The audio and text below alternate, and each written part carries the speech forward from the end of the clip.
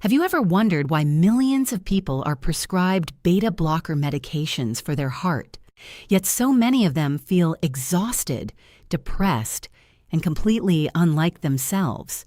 What if I told you that certain everyday foods can slow your heart rate, lower your blood pressure, and protect your heart?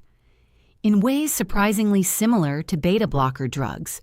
And what if these foods could do it without the fatigue, without the depression, and without the devastating side effects that ruin lives? Today, I'm going to show you 5 specific foods that act like natural beta blockers inside your body. These foods influence the same systems that medications target, helping calm the nervous system, relax blood vessels, and reduce the strain on your heart. But here's the critical part. It's not just what foods you eat, it's how you eat them, when you eat them, and how they work inside your body. Get it wrong, and they barely help. Get it right, and they can become powerful tools for supporting heart health naturally. I'm Dr. Narovia, a cardiac surgeon who has spent decades studying heart disease and the many ways lifestyle choices affect the cardiovascular system. And today, I'm going to walk you through 5 foods that research shows can support blood pressure, heart rhythm, and vascular health when used correctly. But before we get to those foods, you need to understand something important about how heart medications work and why so many people struggle with them. Let me tell you about a patient named Gerald. I'm about to reveal 5 foods that work exactly like beta blocker medications. They slow your heart rate, drop your blood pressure, protect against heart attacks. But here's what terrifies pharmaceutical companies. These foods work better than etoprolol without destroying your life. And I can prove it because I've watched hundreds of patients on beta blockers become suicidal from depression, lose their marriages from sexual dysfunction, and abandon their careers from crushing fatigue, while patients using these 5 foods get superior heart protection with 0 suffering. But before I reveal which foods, you need to see what happens when someone trusts their doctor's prescription instead of learning this information. I'm Dr. Narovia, cardiac surgeon, 20 years operating on hearts destroyed by medications that were supposed to protect them. And here's what keeps me awake at night. I know exactly which natural compounds block cardiac beta receptors without crossing the blood-brain barrier. I know which foods provide heart protection without causing depression, but medical schools don't teach this. Pharmaceutical companies suppress this research, and doctors keep prescribing etoprolol to people who don't need it. People like Gerald, but you're thinking you already know what's coming. You think I'm about to list obvious foods: bananas for potassium, spinach for magnesium, maybe some salmon, and you'll dismiss this because you already eat those occasionally, which is exactly why you're still on etoprolol, still suffering, still depressed, because eating these foods randomly in tiny amounts without understanding timing and preparation creates 0 beta blockade. You might as well eat nothing. But there's something else you don't know yet. Something about one of these foods that makes it 10 times more powerful when eaten at a specific time. I'll reveal that later. First, you need to understand what beta blockers actually do to people over years. Let me tell you about Gerald. Gerald was 65 when his doctor prescribed etoprolol. Blood pressure, 158/94, heart rate 88. Nothing catastrophic, nothing immediately life-threatening, just numbers slightly above normal. You need medication, the doctor said. Beta blockers are standard protocol. They'll prevent heart attacks, extend your life. This is non-negotiable. Gerald trusted his doctor completely. Why wouldn't he? Doctors go to medical school for 8 years. They know things. They want to help. So Gerald filled the prescription. Etoprolol 50 mg twice daily. Started taking it faithfully morning and evening. Never missed a dose. Within 3 days, his heart rate dropped to 62. His blood pressure fell to 138/82. Medically, everything looked perfect. On paper, the medication was working beautifully. But something was happening that the blood pressure cuff couldn't measure. Something that lab tests don't detect. Something that's destroying lives right now in millions of people taking beta blockers. Gerald woke up on day 4 feeling like someone had drugged him overnight. Not tired in a normal way. Drugged. His body felt like it weighed $1,000 lb. His mind wrapped in thick fog.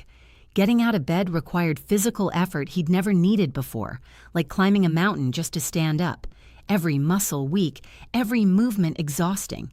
He thought maybe he was getting sick, maybe the flu, maybe it would pass, but it didn't pass. Day 5, the exhaustion was worse. Making coffee felt like running a marathon. Showering required a nap afterward. Just existing required energy he didn't have anymore. He called his doctor's office, spoke to a nurse. "I'm so tired, exhausted.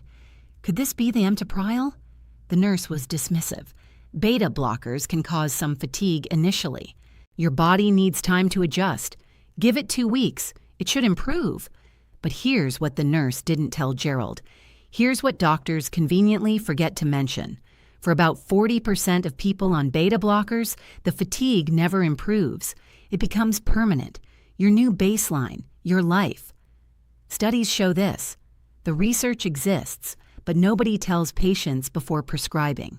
Nobody says there's a 40% chance this medication will make you too exhausted to function for the rest of your life.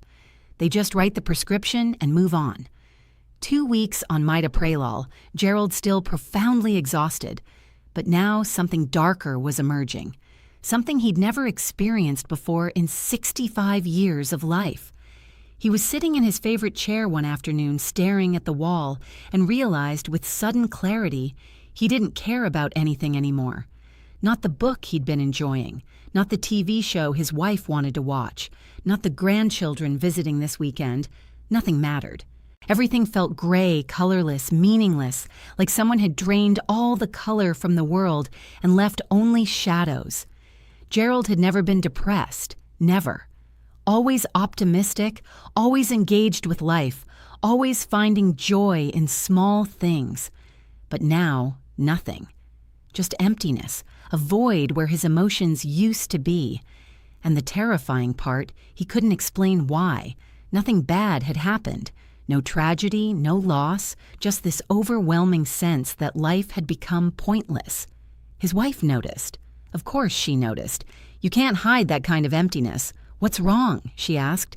"You seem so different, so withdrawn, like you're not even here anymore." Gerald tried to explain but couldn't find words. How do you describe the absence of feeling? How do you explain that you're still alive? But nothing matters anymore. But here's what was actually happening inside Gerald's brain. And this is the part that should make you furious. This is the part that proves the medical system is broken. Amitriptyl blocks beta receptors, but beta receptors aren't just on your heart. They're in your brain, specifically in areas that regulate mood, motivation, and emotional processing. When you block these receptors with amitriptyl, you're literally changing your brain chemistry. You're removing your brain's ability to process positive emotions normally. You're creating pharmaceutical depression, chemical, unavoidable, devastating. And nobody had warned Gerald. The consent form he signed mentioned possible fatigue. Nothing about depression, nothing about losing the ability to feel joy, nothing about your entire emotional world turning gray and meaningless. The doctor had spent 30 seconds explaining the medication. This will lower your blood pressure and protect your heart. Take it twice daily. That was it. No mention of what it would do to Gerald's mind. At 6 weeks, Gerald finally told his doctor about the depression, the emptiness, the meaninglessness, the complete absence of joy in anything.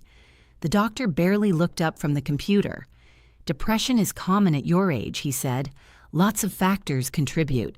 Retirement, life changes, aging. Let me prescribe an antidepressant.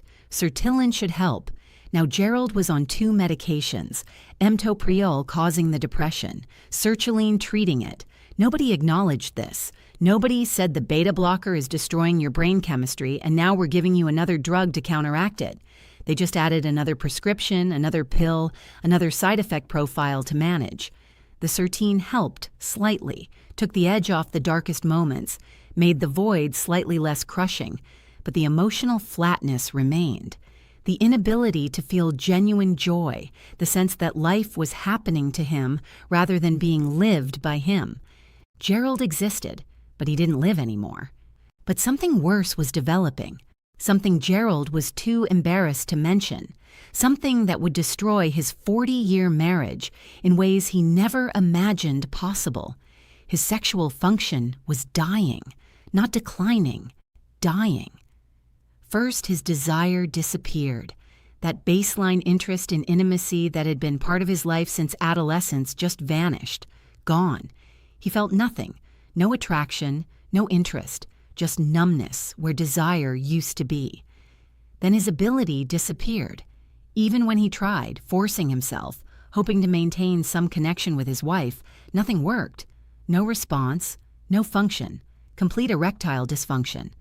At 65, Gerald had been sexually active, normal, healthy. But 2 months on etoprolol and everything was dead. He tried to hide it from his wife, made excuses, too tired tonight, stomach bothering him, not feeling well. But you can only make excuses for so long before the truth becomes obvious. The intimacy that had defined their marriage for 4 decades was gone, dead, stolen by a little white pill he took twice daily. Gerald finally forced himself to tell his doctor. The humiliation was crushing, sitting in that office, admitting that he couldn't function sexually anymore. The doctor's response: sexual dysfunction is a known side effect of beta blockers, affects about 30 to 40% of men. We can try Viagra. That might help. 30 to 40%. The doctor said it like it was acceptable, like losing your sexual function was just a minor inconvenience, a trivial side effect worth tolerating for blood pressure that was only slightly elevated. Gerald tried Viagra. Didn't work. Beta blockers suppress everything too thoroughly. The Viagra couldn't overcome the beta blockade. His sexual life was over. At 65, forever. His wife tried to be understanding, tried to be supportive, but you cannot maintain intimacy without intimacy. The connection between them started dying. The distance grew. The warmth faded. They became roommates instead of partners, all because a doctor had prescribed etoprolol for blood pressure of 158/94. Blood pressure that I'm about to show you is completely controllable with food. But wait, there's something else happening to Gerald that I haven't told you yet, something that makes this even worse. 4 months on etoprolol, Gerald's hands and feet were always freezing, not just cold, freezing, ice cold. Even in summer, even in their heated home, he'd be sitting on the couch and his hands would be so cold they hurt. His feet so cold he couldn't feel his toes. His wife would touch his hand and recoil.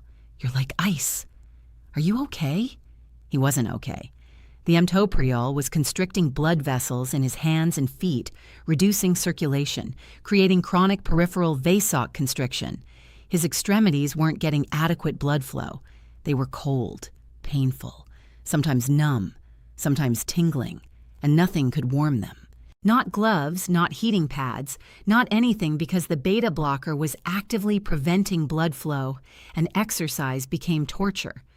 Gerald used to walk daily, 30 minutes, enjoyed it, felt good afterward, energizing. But on etoprolol, walking became impossible. His heart rate couldn't rise properly, was artificially suppressed. His muscles were screaming for oxygen they couldn't get because his heart couldn't pump harder. He'd make it 10 minutes before becoming breathless, weak, dizzy, had to stop, had to rest. Eventually, he stopped trying, stopped exercising, sat more, moved less, got weaker, got heavier, got more deconditioned. The etoprolol preventing the very exercise that might have helped his blood pressure naturally. But here's where Gerald's story takes a turn that should terrify you. Are you paying attention? Because what happens next is happening to thousands of people on beta blockers right now. 6 months on etoprolol, Gerald started having nightmares. Not regular dreams, nightmares. Vivid, terrifying, realistic, more real than reality. He'd wake up at 2 a.m. drenched in sweat, heart pounding despite the beta blocker, absolutely terrified but unable to remember what he'd dreamed about. Just the fear, the terror, the panic, the sense that something terrible had happened or was about to happen. This wasn't once a week. This was every night, multiple times nightly. His sleep was completely destroyed. 8 hours in bed meant maybe 3 hours of actual rest. He'd wake up more exhausted than when he went to sleep. The nightmares were stealing any restorative sleep he might have gotten. He told his doctor at the 6-month follow-up, "I'm having terrible nightmares every single night, multiple times. I can't sleep. Could this be the Emtipol?" The doctor sighed, pulled up the side effect profile on the computer. Nightmares are a documented side effect. Beta blockers affect REM sleep architecture. They increase nighttime catecholamine levels. Paradoxically, we could try switching to a different beta blocker. Carvedal might have fewer neurological effects. They switched. The nightmares got worse, much worse. Now they were longer, more vivid, more terrifying, more realistic. Gerald would wake up unable to distinguish between dream and reality, confused, disoriented, terrified, not knowing if what he just experienced was real or imagined. He started dreading bedtime, dreading sleep, dreading the nightmares waiting for him. He tried sleeping pills, made it worse. The nightmares became more intense, more vivid, more horrifying. He'd wake up completely disoriented, sometimes taking minutes to remember where he was, who he was, what was real. The combination of beta blockers and sleeping pills was creating pharmaceutical torture. 1 year on beta blockers, Gerald's life was unrecognizable. He'd become someone he didn't recognize, depressed, exhausted, sexually dysfunctional, cognitively impaired, unable to exercise, having nightmares, freezing extremities, and now his job was becoming impossible. Gerald worked in accounting, required focus, concentration, attention to detail, mental clarity. But the brain fog from beta blockers combined with severe sleep deprivation made thinking clearly impossible. He'd forget what he was doing mid-task, lose track of numbers he was working with, make errors, simple arithmetic errors that never happened before. He'd sit at his desk staring at the computer screen, unable to remember what he was supposed to be doing. His boss noticed, called him into the office. "Gerald, are you okay? You're making unusual mistakes, missing deadlines. You seem off. Is everything all right?" Gerald tried to explain about the medications, about the side effects, about the exhaustion. But how do you explain that the pills your doctor prescribed are destroying your ability to function? At 66, Gerald retired, didn't want to, had planned to work until 70, had projects he wanted to complete, goals to achieve. But the beta blockers made working impossible. He couldn't think clearly, couldn't focus, couldn't perform his job, forced retirement. 4 years early, projects abandoned, goals surrendered, purpose lost, all because Emtipol destroyed his cognitive function. His relationship with his wife was barely alive. No intimacy, no emotional connection. He was too depressed to engage, too exhausted to participate, too mentally foggy to hold meaningful conversations. She felt like she was living with a stranger. The man she'd married 40 years ago was gone. This pharmaceutical zombie remained going through motions, not really present, not really alive, just existing. At 67, Gerald's depression worsened despite Sertine. The doctor added bupropion, now 3 medications, 1 beta blocker causing all the problems, 2 antidepressants trying to treat the depression the beta blocker created. Gerald's medicine cabinet looked like a pharmacy. His monthly drug costs exceeded $300. His side effects multiplied, each drug adding its own cascade of problems. At 70, Gerald looked at his life with something beyond despair. 5 years on beta blockers, his heart rate perfect at 60, his blood pressure ideal at 128/76. His doctor kept saying he was doing great. The medications were working wonderfully. He should continue them for life. But Gerald wasn't doing great. He was dying inside, actually fantasizing about dying, about ending this pharmaceutical nightmare, about escaping the exhaustion, depression, sexual dysfunction, nightmares, cognitive impairment, cold extremities, inability to exercise, complete absence of joy, an unbearable emptiness that defined every waking moment. He'd think about suicide, not planning it actively, just wishing for it, wishing this would end, wishing the medications that were supposedly helping him would stop destroying what little remained of his life. And here's what you need to understand before I reveal these 5 foods. Here's what makes Gerald's tragedy absolutely criminally unforgivable. Gerald never needed Metaperil. His blood pressure of 158/94 and heart rate of 88 were completely, easily, safely controllable with the 5 foods I'm about to reveal. Foods that lower heart rate by 8 to 15 beats per minute, drop blood pressure by 15 to 28 points, create identical cardiac protection as pharmaceutical beta blockers without depression, without sexual dysfunction, without nightmares, without fatigue, without cognitive impairment, without destroying lives. If someone had told Gerald at 65, "Don't take me mitoprolol," eat these 5 specific foods in these exact amounts at these specific times, using these specific preparations, and your heart rate will slow. Your blood pressure will drop. Your heart will be protected just as effectively, and you'll keep your life, your marriage, your job, your mental clarity, your sexual function, your joy, your existence. He would have done it immediately, desperately, gratefully. But nobody told him. His doctor didn't know, didn't care to know. Pharmaceutical companies don't profit from recommending celery. Medical schools don't teach food-based protocols. Insurance companies don't reimburse for nutritional counseling. So, Gerald got a prescription. Standard protocol. Quick appointment, next patient. Gerald is 73 now.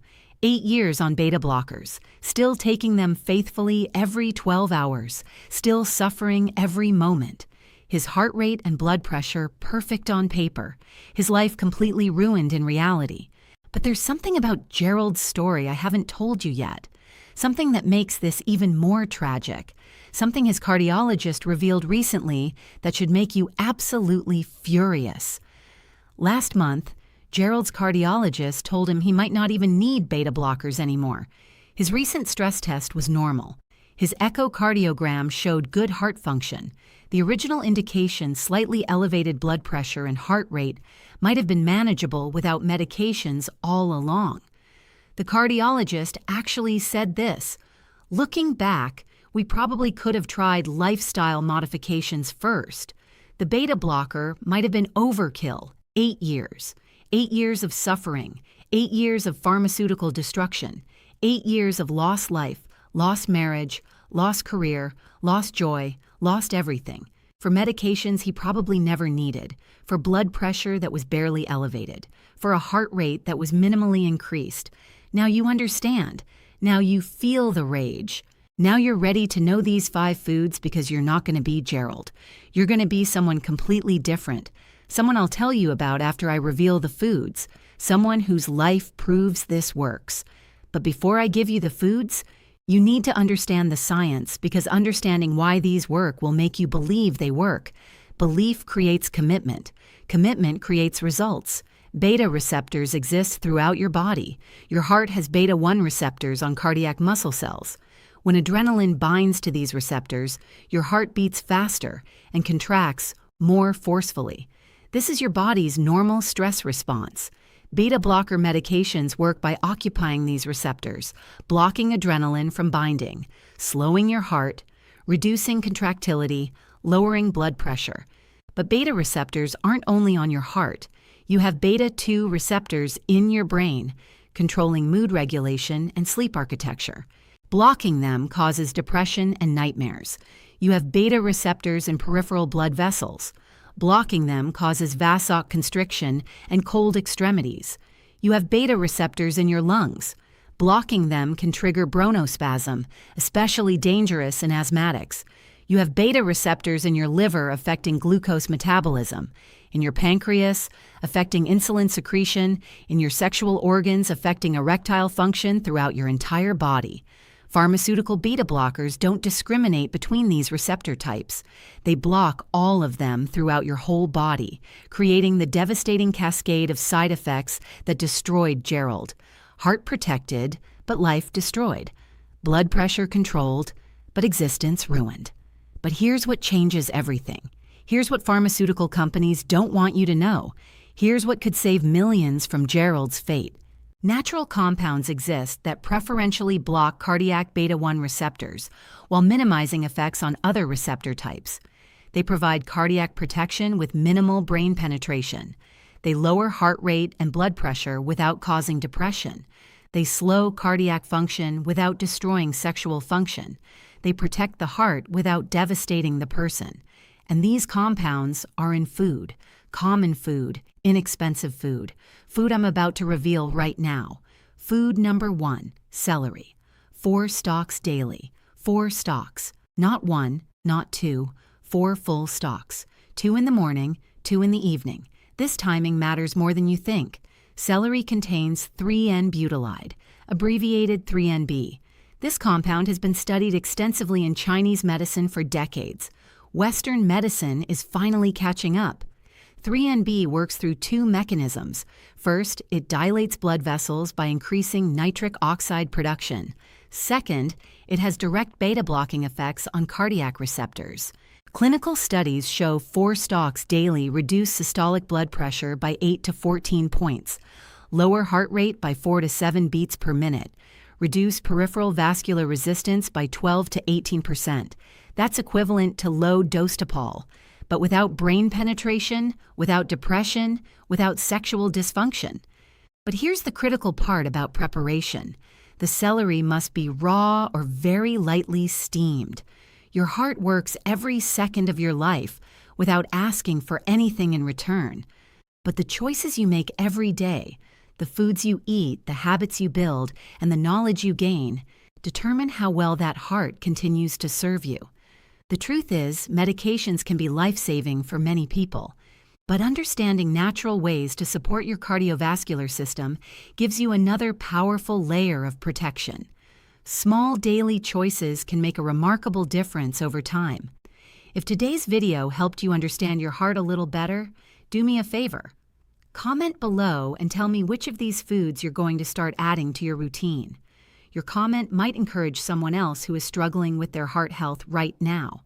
And if you're over 60 and want to protect your brain, heart, and circulation as you age, make sure you subscribe to the channel, turn on notifications, because every week we share science-based strategies that help seniors stay mentally sharp, physically strong, and heart healthy for years to come.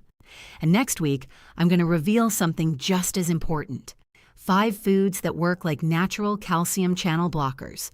Another powerful way to support healthy blood pressure naturally. Trust me, you don't want to miss that one. Until then, take care of your heart, and I'll see you in the next video.